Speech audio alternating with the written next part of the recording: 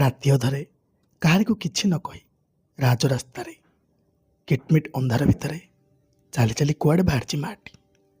ଆଖିରେ ପୁଣି ତାର ଆଖିଏ ଲୁହ ଆଉ ମନରେ କୋହ। କାହାରିକୁ କିଛି ବି କହିପାରୁନି। ବଡ଼ ଅଘଟଣଟିଏ ଘଟିବାକୁ ଯାଉଛି। ଯାହା ହାତ ଧରି ବାଟ ଚାଲିବା ପାଇଁ ନିଷ୍ପତ୍ତି ନେଇଥିଲି ସେ ଆଜି ସାତପର କରିଦେଇଛି। ମୁଁ କୁଆଡ଼େ ତାକୁ ଭାରି ଘୃଣା ଲାଗୁଛି। ଆଉ ଏ ପୋଡ଼ା ଜୀବନ ରଖି ଲାଭ ବା କ'ଣ? ଜୀବନ ହାରିଦେବି। ଏଇଟା ହିଁ ଥିଲା ସେ ମା ଜଣଙ୍କର ଶେଷ ନିଷ୍ପତ୍ତି। ଦୈବ ଯୋଗକୁ ଏତିକି ବେଳେ ମୁଣ୍ଡରେ କଥାଟିଏ ଆସିଛି। ଯେଉଁ ଠାକୁରଙ୍କୁ ଭାରି ଭଲ ପାଏ, ଯେଉଁ ଠାକୁରଙ୍କ ପାଖରେ ନିଜକୁ ସମ୍ପୂର୍ଣ୍ଣ ରୂପେ ସମର୍ପଣ କରିଦେଇଥିଲି, ଯାଏ ଶେଷ ଥର ପାଇଁ ତାଙ୍କୁ ଟିକେ ମନ କଥା ଜଣାଏ, ତାଙ୍କୁ ଟିକେ ମନ ଭରି ଦେଖିନିଏ। ଏଇ କଥା ଭାବି ମା ଜଣକ ଆସିଲା ଗାଁ ମନ୍ଦିର ପାଖକୁ।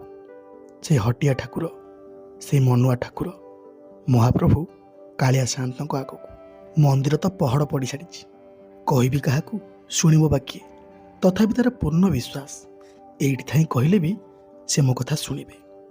ହଁ, ପ୍ରତିଦିନ ମାଟି ଆସେ ହସ ହସ ମୁହଁରେ। ଠାକୁରଙ୍କ ପାଇଁ କେତେ କ'ଣ ଜିନିଷ ବି ଆଣିକି ଆସିଥାଏ। କିନ୍ତୁ ସେଦିନ ଖାଲି ହାତରେ ଆସିଛି। ସବୁଦିନ ପାଇଁ ଏ ସଂସାରରୁ ବିଦାୟ ନେଇଯିବ। ଠାକୁରଙ୍କୁ କହୁଥାଏ, ଦେଖୁଛୁ ତ କାଳିଆ, ତୋତେ ମୁଁ କେତେ ଭଲ ପାଏ, ତୋତେ ମୁଁ କେତେ ଶ୍ରଦ୍ଧା କରେ। ଆଜି ତୋ ପାଇଁ କିଛି ବି ଆଣିନି। ଏ ହତଭାଗିନୀଟା ନିଜ ଜୀବନ ଆଜି ହାରିଦେବ। ସତ କହିଲୁ, କାହିଁକି ମୋତେ ମଣିଷ ଜନ୍ମଟିଏ ଦେଲୁ? ଜାଣିଛୁ, ଏ ରକ୍ତ ମାଂସର ଶରୀରଟିଏ ଦେଇ ବଡ଼ ଭୁଲ କରିଛୁ ତୁ। ଯଦି ବି ଜନ୍ମ ଦେଲୁ, ଚିରଦିନ ପାଇଁ ଯୌବନ ଅବସ୍ଥା ଦେଲୁନି କାହିଁକି? ଜାଣିଛୁ, ସେ ଆଜି ମୋତେ ଭାରି ଘୃଣା କଲେ। ଖରାପ କିନି କହିଲେ, ମୁଁ କୁଆଡ଼େ ତାଙ୍କୁ ଆଉ ଭଲ ଲାଗୁନି। ମୋର ସୌନ୍ଦର୍ଯ୍ୟ କମିଯାଇଛି, ମୋର ଯୌବନ ଅବସ୍ଥା ଚାଲିଯାଇଛି। ମୁଁ ଆଉ ତାଙ୍କର ପସନ୍ଦ ନୁହଁ। କାହିଁକିରେ କାଳିଆ, ଏମିତି କପଟ କ'ଣ ପାଇଁ? ମାଟି ଯେତେବେଳେ ଏଇ କଥା କହି ଠାକୁରଙ୍କ ପାଖରେ ଗୁହାରି କରୁଥାଏ, ଆଖିରୁ ତାର ଧାର ଧାର ଲୁହ ବହି ଯାଉଥାଏ। ଘଟଣା କ'ଣ କି, ମା ଜଣକ ଯାହାକୁ ବାହା ହେଇଥିଲେ, ଯାହାଙ୍କ ହାତ ଧରି ନିଜର ଜନ୍ମଜନ୍ମର ସାଥୀ ରୂପେ ବାଛି ନେଇଥିଲେ, ଲୋକଟା ବଦଳି ଯାଇଛି। ଏଇ କଳୁଷିତ ସମାଜର କିଛିଟା କୁଲୋକଙ୍କ କଥାରେ ପଡ଼ି ତାଙ୍କ ପାଇଁ ମୁଁ ସବୁ କିଛି ପର କରିଦେଇଛି। ମୋ ଘର ଦ୍ୱାରା ଛାଡ଼ିଛି। ତାଙ୍କୁ ମୁଁ ଆପଣେଇ ନେଇଥିଲି ମୋର ଜନ୍ମଜନ୍ମର ସାଥୀ ରୂପରେ। କିନ୍ତୁ ସେ ଆଜି ମୋତେ ହତାଦାର କରୁଛନ୍ତି ରେ। ତାଙ୍କୁ କୁଆଡ଼େ ମୁଁ ଆଉ ଭଲ ଲାଗୁନି। ମୁଁ କୁଆଡ଼େ ଅସୁନ୍ଦର ହେଇଗଲିଣି। ଆଉ ଜାଣିଛୁ, ତାଙ୍କ ସେବା କରିବା ପାଇଁ ରାତି ରାତି ଅନିଦ୍ରା ହେଇଛି। ତାଙ୍କ ଫେରିବା ବାଟକୁ ଚାହିଁ ମୁଁ ଦିନେ ଦିନେ ଉପାସରେ ମଧ୍ୟ ଶୋଇଯାଏ। କାହିଁକିରେ କାଳିଆ, ତୁ ତ ଜାଣିଛୁ ତାଙ୍କ ପାଇଁ ମୁଁ କେତେ ପୂଜାବ୍ରତ କରେ, କେତେ ମାନସିକ କରେ ତୋରି ପାଖରେ। ହେଲେ କାହିଁକି ସେ ମୋତେ ଆଜି ଘୃଣା କଲେ? ମୋ ମୁହଁକୁ ଚାହିଁବେନି ବୋଲି କହିଲେ। ଆଉ ଜାଣିଛୁ, ମୁଁ ଥାଉଁ ଥାଉଁ ସେ ଆଉ କାହା ସହିତ ରହୁଛନ୍ତି। ଭାରି ଖରାପ ଲାଗୁଛି ମୋତେ ରେ। ଆଉ ଏ ଜୀବନ ରଖିବିନି। ମାଟି ଏତକ କହି ସେ ମହାପ୍ରଭୁଙ୍କର ମନ୍ଦିର ସାମ୍ନାରେ ଭେଁ ଭେଁ କାନ୍ଦୁଥାଏ। ଆଖିର ଲୁହ ପୋଛିବାକୁ କେହି ବି ନଥାଏ। ହେଲେ ସେ ମନୁଆ ଠାକୁର ସହିପାରିଲେନି ସେଦିନ। ସେ ଭକ୍ତର ଆକୁଳ ଚିତ୍କାର, ସେ ଅନ୍ଧାର ରାତିରେ ମାଟିର କୋହଭରା କାନ୍ଦ। ଛୋଟ ପିଲାଟିଏ ଆସି ମାଟିର ଆଖିରୁ ଲୁହ ପୋଛି ଦେଉଥାଏ। ମା, କାହିଁ କାନ୍ଦୁଛୁ? କାନ୍ଦିନି, ମୁଁ ପରା ଅଛି। କାହିଁକି କେଜାଣି ମା ଜଣକୁ ଟିକେ ଆଶ୍ୱସ୍ତି ଲାଗିଲା। ମନେ ମନେ ଭାବୁଥାନ୍ତି, ଏତେ ରାତିରେ ଇଏ ପୁଣି କିଏ? ପିଲାଟି ଲୁହ ପୋଛି ଦେଇ କହୁଥାଏ, କ'ଣ ହେଇଛି ମା? ଏ ଶରୀର ପାଇଁ ମନ ଦୁଃଖ ନା? ମାଟି ଆଶ୍ଚର୍ଯ୍ୟ ହେଇଗଲା। ଆରେ, ଏତେ ଛୋଟ ପିଲାଟି, ସେ କ'ଣ କହୁଛି? ପିଲାଟି ପୁଣି କହୁଥାଏ, ମା, ମୁଁ ଲୁଚିକି ତମ କଥା ସବୁ ଶୁଣୁଥିଲି। ତମ ସ୍ୱାମୀ ତୁମର ଏ ଯୌବନ ଅବସ୍ଥା ପାଇଁ ତୁମକୁ ଘୃଣା କରୁଛନ୍ତି, ତୁମକୁ ଆଉ ଆଦର କରୁନାହାନ୍ତି, ଏଇଆ ନା? ମାଟି ଆଉ କିଛି କହିପାରୁନଥାଏ, ବୋହୁ ବୋହି କାନ୍ଦୁଥାଏ। ପିଲାଟି ଆଶ୍ୱସ୍ତି ଦେଇ କହିଲା, ବୁଝିଲ ମା, ଈଶ୍ୱର ଏ ପୃଥିବୀ ପୃଷ୍ଠରେ ଜୀବକୁ ସୃଷ୍ଟି କରିଛନ୍ତି। ଜନ୍ମ ହେବ, ତାର କିଶୋର ଅବସ୍ଥା ହେବ, ତାପରେ ତାର ଯୁବକ ଅବସ୍ଥା, ତାପରେ ତାର ବୃଦ୍ଧ ଅବସ୍ଥା, ଆଉ ଶେଷରେ ଏଇ ମାଟିରେ ସେ ମିଶିଯିବ। ଚାହିଁଲେ ବି କେହି ତାକୁ ରୋକିପାରିବେନି। ରକ୍ତ ମାଂସର ଶରୀର ସିଏ। ଆଉ ଜାଣିଛ, ପ୍ରତ୍ୟେକଟି ଜୀବର ଚମଡ଼ା ଉତାରି ଦେଲେ କେହି ବି ତାକୁ ଅନେଇବାକୁ ପସନ୍ଦ କରିବେନି। ସେଇ ରକ୍ତ ମାଂସ ମଳମୂତ୍ରର ଶରୀର, ଏ ଶରୀରକୁ ନେଇ ଏତେ ଗର୍ବ କ'ଣ ପାଇଁ ଯେ? ଆଉ ଜାଣିଛ, ମଣିଷ ସେତେବେଳେ ପୂଜା ପାଏ, ସେତେବେଳେ ମଣିଷକୁ ପ୍ରଭୁର ଆଖ୍ୟା ମିଳିଯାଏ, ଯେତେବେଳେ ସେ ଭଲ କର୍ମ କରେ। ଏଇ ସମାଜ ପାଇଁ, ନିଜ ହୃଦୟରେ ସହାନୁଭୂତି, ଧର୍ମ, କର୍ମ, ଆଚରଣ, ବ୍ୟବହାର ସବୁଥିରେ ସଂସ୍କାର ଆଣେ। ହେଲେ ତମେ ଏତେ ଛୋଟ ପିଲାଟି ହିଁ ଏତେ କଥା କହୁଛ।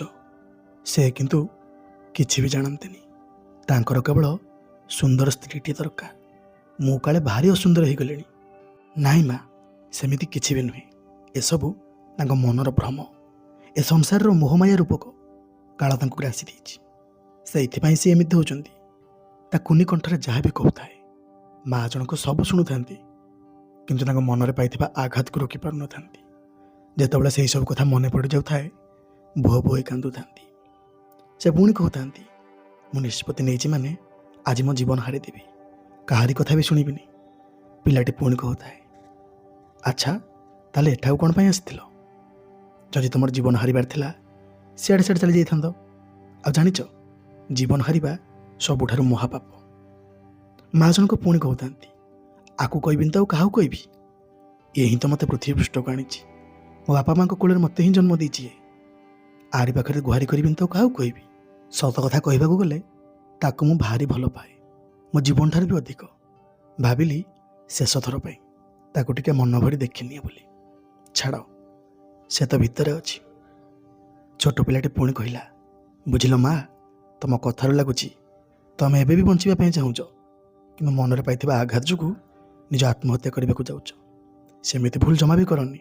ଆଉ ମୁଁ ମନ କହୁଛି ତୁମେ ଥରୁଟିଏ ଘରକୁ ଫେରିକି ଚାଲ, ଦେଖିବ ସବୁ ଠିକ୍ ହେଇଯିବ। କାହିଁକି କେଜାଣି ଅତି ବାଧ୍ୟ କଲା ପରେ ମାଆଟି ସେଦିନ ସେ ପିଲାର କଥାରେ ପଡ଼ି ଘର ଲେଉଟା ହେଲେ। ଆଉ ସାଙ୍ଗରେ ପିଲାଟି ମଧ୍ୟ ଆସିଲା। ସେ ହସି ହସି କହୁଥାଏ, ଡରନି ମା, ମୁଁ ତମ ସାଙ୍ଗରେ ଅଛି, ଘର ଯାଏ ନେଇଯିବି। ଏପଟେ ବାବୁଜଣଙ୍କୁ ଦେଖ, ନିଜ ସ୍ତ୍ରୀକୁ ଗାଳିମନ୍ଦ କରି ଘୃଣା କରି ଘରୁ ତଡ଼ିଦେଲେ କେବଳ ସ୍ତ୍ରୀର ସେଇ ଯୌବନ ପାଇଁ। ସାଙ୍ଗସାଥି ମେଳରେ ଭୋଜି ଭାତ କଲେ, ବହେ ଖାଇଲେ, ସମସ୍ତେ ଘରକୁ ଚାଲିଗଲେ। ଛାତିରେ ଭାରି ଯନ୍ତ୍ରଣା ହେଲା, ବେଡ଼୍ରେ ପଡ଼ି ଛଟପଟ ହେଉଥାନ୍ତି। ସମସ୍ତଙ୍କୁ ଫୋନ୍ କଲେ, କେହି ବି ଉଠେଇଲେନି। ଆଉ ଯିଏ ବି ଉଠେଇଲେ ସେମାନେ କହୁଥାନ୍ତି, ଏତେ ରାତିରେ ଯାଇପାରିବୁନି, ସକାଳ ଟିକେ ହଉ। ହାୟରେ ବିଧାତା, ଏ କ'ଣ ଘଟିଗଲା ମୋ ସହିତ? ଯେଉଁମାନଙ୍କ ପାଇଁ ନିଜକୁ ବର୍ବାଦ କରିଦେଇଛି, ଯେଉଁମାନଙ୍କ ପାଇଁ ନିଜ ସ୍ତ୍ରୀ ଉପରେ ହାତ ଉଠେଇଛି, ଗାଳିମନ୍ଦ କରିଛି, ତା'ର ଯୌବନ ଅବସ୍ଥାକୁ ନେଇ କେତେ ପ୍ରଶ୍ନ କରିଛି, ଆଜି ମୋ ପାଖରେ କେହି ବି ନାହାନ୍ତି। ସତରେ କେଡ଼େ ଭାଗ୍ୟବତୀ ଥିଲା ସେ। ତା କଥା ନ ବୁଝି ତାକୁ ଭାରି ଘୃଣା କରିଛି। ଠାକୁରେ କ୍ଷମା କରିଦିଅ ମୋତେ। କିନ୍ତୁ ଭାବିଲା ବେଳକୁ କିଛି ବି ନଥିଲା। ପାଖରେ ତ ସ୍ତ୍ରୀ ନାହିଁ, ଆଉ ଯେଉଁମାନେ ବି ଥାଆନ୍ତି ସେମାନେ ବି ଆଜି ଉପସ୍ଥିତ ନାହାନ୍ତି। ସେ ଏମିତି ଛଟପଟ ହେଉଥାନ୍ତି। ପାଣି ଗ୍ଲାସ୍ ଦେବାକୁ ବି କେହି ନଥାନ୍ତି, କି ଆଉଁସି ଘଷି ଦେବାକୁ ଲୋକଟିଏ ନଥାଏ ପାଖରେ। ଭାରି ଦୁଃଖ ଲାଗୁଥାଏ। ଏପଟେ ମା ଜଣକ ଆସି ପହଞ୍ଚିଲେ ସେ ଛୋଟ ପିଲାଟି ସାଙ୍ଗରେ। ବାବୁ ଅନେଇଛନ୍ତି ତ। ବାବୁଙ୍କୁ ଦେଖି ଆଖିରୁ ଲୁହ ଝରିଗଲା। ଧାଇଁଗଲେ ତାଙ୍କ ପାଖକୁ, କୋଳେଇ ନେଲେ, ଆଉଁସି ଘଷି ଦେଲେ, ପାଣି ମଧ୍ୟ ଦେଲେ। ବାବୁ କିନ୍ତୁ କିଛି ବୁଝିପାରୁନଥାନ୍ତି। ଆରେ ଏତେ ଗାଳିମନ୍ଦ କଲି, ଏତେ ଘୃଣା କଲି, ଏତେ ଶୋଧିଲି, ଏତେ ପାଟି କଲି, ତଥାପି ଇଏ ପୁଣି କିଏ? ଅନେଇବା ପାଇଁ ଆଖିରେ ଜୋର ବି ପାଉନଥାଏ। ଯାହା ବି ହଉ, ମା ଜଣକ ସେବା ଶୁଶ୍ରୂଷା କଲେ। ଧୀରେ ଧୀରେ ଭଲ ହେଲେ ମଧ୍ୟ ବାବୁ। ଏଣିକି ମାଆଙ୍କୁ କହୁଥାନ୍ତି, ବୁଝିଲୁ, ମୋତେ କ୍ଷମା କରିଦେବୁ ରେ। ତୋ ପ୍ରତି କେତେ ଅନ୍ୟାୟ କରିଛି, ତୋ ଯୌବନ ଅବସ୍ଥାକୁ ନେଇ କେତେ ପ୍ରଶ୍ନ କରିଛି, କ୍ଷମା କରିଦେବୁ ମୋତେ। ଆଜି ବୁଝିଲି, ମୋ ଶେଷ ସମୟରେ ତୁ ହିଁ ମୋ ପାଖରେ। ଯାହାକୁ ଆପଣାର ବୋଲି ଭାବୁଥିଲି ସମସ୍ତେ ଛାଡ଼ି ଚାଲିଗଲେ, କେହି ବି ମୋ କଥା ବୁଝିଲେନି। କ୍ଷମା କରିଦେବୁ ମୋତେ। ମା ଜଣକ ସେମିତି ବଲ ବଲ ହୋଇ ଚାହିଁଥାନ୍ତି। ସତରେ ତମେ ନା ଆଉ କିଏ?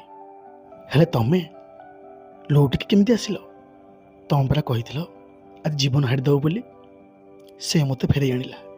ତାରି ପାଖକୁ ଯାଇଥିଲି। ହେଲେ କାହା କଥା କହୁଛ? କାଳିଆ ପାଖକୁ ଯାଇଥିଲି। ସେଠି ଗୋଟେ ଛୋଟ ପିଲାଟି ସହ ଦେଖାହେଲା। ଭାରି ସ୍ନେହୀ ସେ, ଭାରି ଭଲ ପାଇବେ ମୋତେ। ଆଉ ଜାଣିଛ, ମୋ ସହିତ କଥା ହୋଇକି ମୋତେ ଛାଡ଼ିବାକୁ ଆସିଥିଲା। ଏଇ ବାହାରେ ଅଛି। ଆରେ ବାହାରେ କ'ଣ ଅଛି? ତାକୁ ଭିତରକୁ ଡାକ ନା। ମା ଜଣକ ଯେତେବେଳେ ଯାଇ ଭିତରକୁ ଡାକନ୍ତି ଆଉ ସେଠି କେହି ବି ନଥିଲେ। ମା ବଡ଼ ଆଶ୍ଚର୍ଯ୍ୟ ହେଇଗଲେ। ଆରେ ଛୋଟ ପିଲାଟି ଏତେ ରାତିରେ ସାଙ୍ଗରେ ପୁଣି ଚାଲି ଚାଲି ଆସିଲା, ଗଲା କୁଆଡ଼େ? କିଛି ବୁଝା ପଡ଼ୁନଥାଏ। କିନ୍ତୁ ପିଲାଟି ଯେଉଁ ଜାଗାରେ ଛିଡ଼ା ହେଇଥିଲା ସେଇ ଜାଗାରେ ଅଷ୍ଟାଦଶ ପାଦ ଚିହ୍ନ ପଡ଼ିଥିଲା। ମା ଜଣକ ଦେଖି ଭୋ ଭୋଇ କାନ୍ଦିବାକୁ ଲାଗିଲେ। ସ୍ୱାମୀକୁ ମଧ୍ୟ ଡାକିଲେ। ମହାପ୍ରଭୁଙ୍କ ପାଦ ଚିହ୍ନ ଦେଖି ନିଜର ଲୁହକୁ ରୋକିପାରିଲେନି। ସ୍ୱାମୀ ସ୍ତ୍ରୀ ଦିହେଁ ହାତ ଯୋଡ଼ି ଦେଇ କହୁଥାନ୍ତି, ହେ ମୋର ମନୁଆ ଠାକୁର, କେଡ଼େ ଦୟାଳୁ ତୁମେ। ରାତି ଅଧରେ ଜୀବନ ହାରିବାକୁ ବସିଥିଲି, ମୋର ଜୀବନ ରକ୍ଷା କଲ। ଆଉ ମୋ ସହିତ ଘର ଯାଏ ମଧ୍ୟ ଆସିଲ, କାଳେ ମୋତେ ଭୟ ଲାଗିବ ବୋଲି। ସତରେ ଠାକୁରେ, ତୁମେ ପରମ ଦୟାଳୁ। ସ୍ୱାମୀ ସ୍ତ୍ରୀ ଦିହେଁ ସେ ମନୁଆ ଠାକୁରଙ୍କ ପାଇଁ ସେଦିନ ପରିବର୍ତ୍ତନ ହୋଇଗଲେ। ଶେଷରେ ମା ଜଣକ କହୁଥାନ୍ତି କି ସେ ଛୋଟ ପିଲାଟି ମୋତେ ବୁଝେଇକି କହିଛି, ଏ ପୃଥିବୀ ପୃଷ୍ଠରେ ଜୀବନ ଥିବା ପ୍ରତ୍ୟେକଟି ପ୍ରାଣୀର ନାଁ ଜୀବ କାହିଁ ଦିଆଯାଇଛି ଜାଣିଛ? ତା ନାଁ ଏଇଥିପାଇଁ ଜୀବ ଦିଆଯାଇଛି, ସେ ଜନ୍ମ ହେବ, ଛୋଟରୁ ବଡ଼ ହେବ, ତାର ବୃଦ୍ଧାବସ୍ଥା ଆସିବ, ଶେଷରେ ମାଟିରେ ମିଶିଯିବ। ମାନେ ତାର ସମସ୍ତ କ୍ରିୟାକର୍ମ ସାରି ଏ ପୃଥିବୀ ପୃଷ୍ଠରୁ ତାକୁ ଦିନେ ବାହୁଡ଼ି ଯିବାକୁ ହେବ। ସେଥିପାଇଁ ତା ନାଁ ଜୀବ। ତ ଏ ରକ୍ତ ମାଂସର ଶରୀର ରୂପ ଯୌବନକୁ ନେଇ କେବେ ଗର୍ବ ଅହଙ୍କାର କରନ୍ତୁ ନାହିଁ। କୌଣସି ବି ଜିନିଷ ଏ ପୃଥିବୀ ପୃଷ୍ଠରେ ଚିରସ୍ଥାୟୀ ନୁହେଁ। ଭଗବାନ ଯାହାକୁ ଯେମିତି ଗଢ଼ିଛନ୍ତି, ଯାହାକୁ ଯେମିତି ବନେଇଛନ୍ତି, ଯାହାକୁ ଯେମିତି ରୂପରଙ୍ଗ ଦେଇଛନ୍ତି, ସେଇଥିରେ ଖୁସି ହେଇଯାନ୍ତୁ ନା। ଦେଖିବ ଜୀବନ ଖୁସିମୟ ହୋଇଯିବ, ଚଲାବାଟ କୁସୁମିତ ହୋଇଯିବ। ନମସ୍କାର।